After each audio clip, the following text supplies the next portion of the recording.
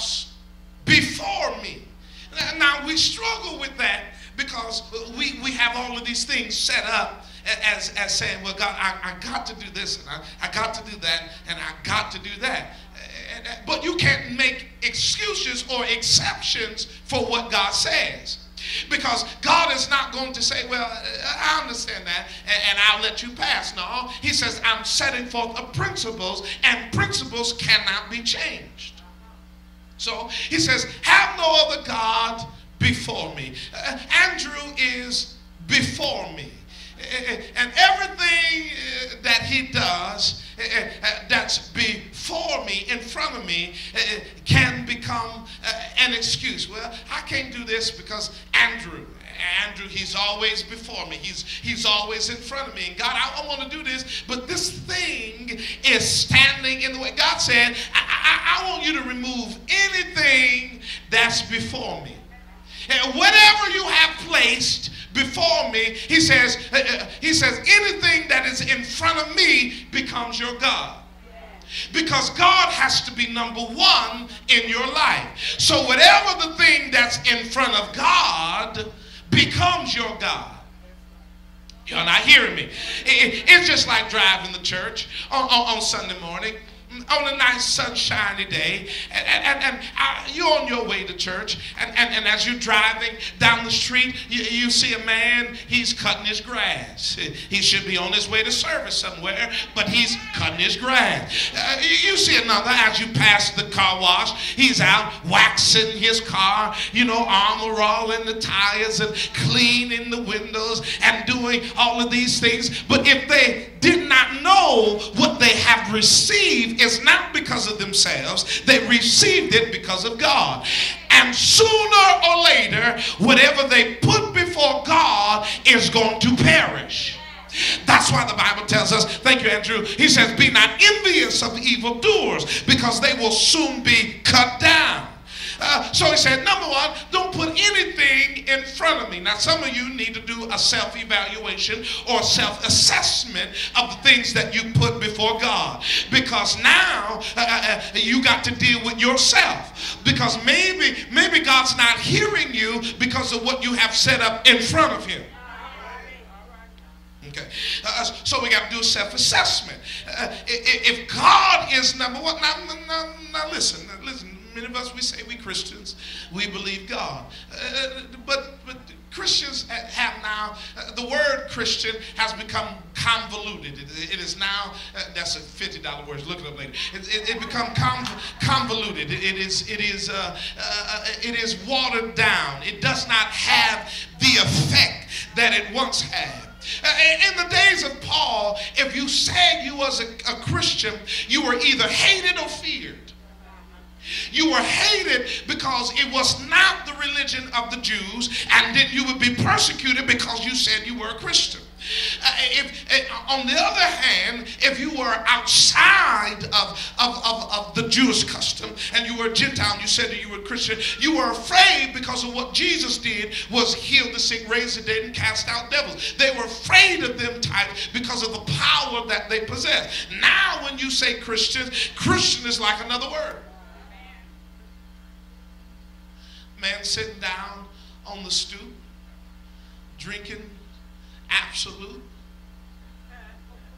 drunk as a skunk. I'm a Christian. But your behavior, your conduct is not one of a Christian. Went skating last night, lady high as a kite. She was high. I'm surprised she didn't start flying around real lady. She was, that high. Most people consider themselves Christian. Because now if I tell you a Christian, most folks don't dig deeper into it. They just take them at their word and just go on to the next person. I'm a Christian. I believe in God. Okay, well, let's qualify what you believe in, what you consider a Christian. Because there are more than one Jesus. So when you say you believe in Jesus, now I want to know, what Jesus do you believe in? Because the Muslims have a Jesus. Jehovah's Witnesses have a Jesus. Even the Catholics have a Jesus. But none of those Jesus are represented as the Jesus that we know. So when you believe in Jesus, I need to know what Jesus you believe in. Because you got to qualify Jesus for me, because the Jesus of those other religions don't help like the Jesus that I know. Because their Jesuses are dead and just known as prophets, not as the Son of God. So I need to know what Jesus. So God has to be number one. Somebody say God is number one. Now, anytime you go outside of God being number one, you're living outside of principle. And whenever you step outside of principle, you give your enemy an occasion to attack you. Now, whether you believe it or not, the enemy, he's dumb, but he ain't that dumb. Let me help you. He's dumb enough to think he can be like God. You read Isaiah chapter number 12, you'll find out he says that I'm going to be like the Most High. And that it was him trying to be like God that gets him kicked out of heaven. But you'll find out that he's smart enough to know what's in the Word of God, because when he tempts Jesus in Luke chapter 4, he tempts Jesus with the Word. Now, you can't come, some folk who don't know the Word, you can tempt them with anything. But somebody who knows the Word of God, you got to be sharp enough to know what to say and when to say it and how to say it in a way to entice them in order to tempt them. So the devil he's smart enough to know what's in the Word of God. So you can't say that, you know, he ain't what he should be. The devil's not concerned about you coming to church.